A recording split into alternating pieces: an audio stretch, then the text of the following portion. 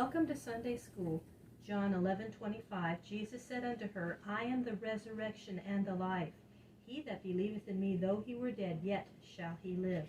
The prophet Elisha went through the land of Israel, meeting in many places the people who worshipped the Lord and teaching them.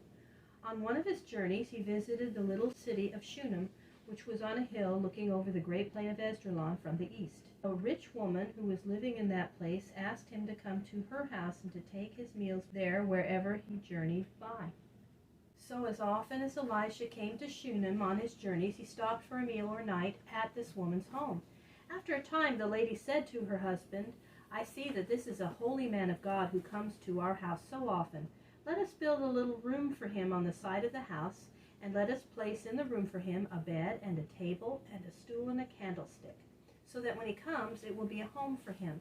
So they built the room, and as often as Elisha passed by, he stayed there with his servant, the man who waited on him, as Elisha himself in other days had waited upon Elijah. The servant's name was Gehazi. At one time Elisha said to the woman, You have been very kind to me and to my helper, and have done so much for us. Now what can I do for you? Shall I ask the king to show you some favor? Or would you like anything that the chief of the army can do for you? The woman said, I live among my own people, and there is nothing else that I wish. Then Gehazi said to Elisha, This woman has no son. And Elisha said to her, A year from this time God will give to you a little boy. The promise made the woman very happy, but she could scarcely believe it to be true until the little child came. He grew up and became old enough to go with his father out into the field among the men who were reaping grain. Suddenly in the field the child cried out to his father, Oh my head, oh my head! His father saw that he was very ill and told one of his men to take him to his mother. He lay in his mother's arms until noon, and then he died.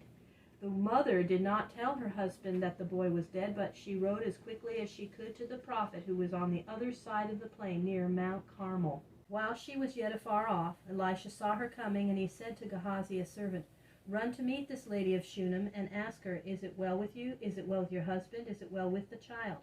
She answered, It is well. But she did not stop until she met the prophet, and then she fell down before him and took hold of his feet.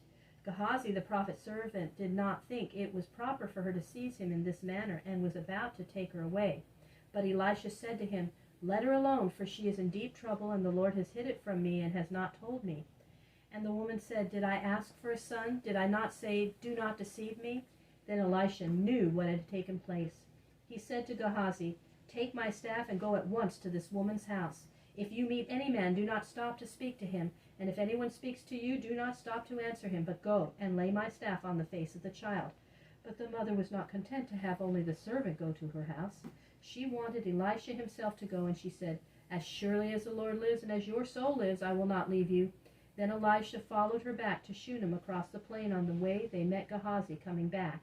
He had laid the staff as he had been told to lay it on the face of the child, and he said, The child is not awake. When Elisha came, he found the child dead and laid upon the bed in the prophet's room, the staff upon his face.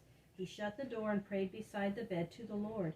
And after his prayer he lay with his face upon the child's face and his hands on the child's hands, and as he lay, the child's body began to grow warm. Then he rose up and walked up and down in the house, and again he lay upon the child and put his arms around him. Suddenly the child began to sneeze, and then he opened his eyes, alive once more. Elisha told his servant to call the mother, and when she came, he said to her, Take up your son. The mother saw that her son was alive from the dead. She fell at Elisha's feet to show how great was her thankfulness to him, and then she took her son up in her arms and went out.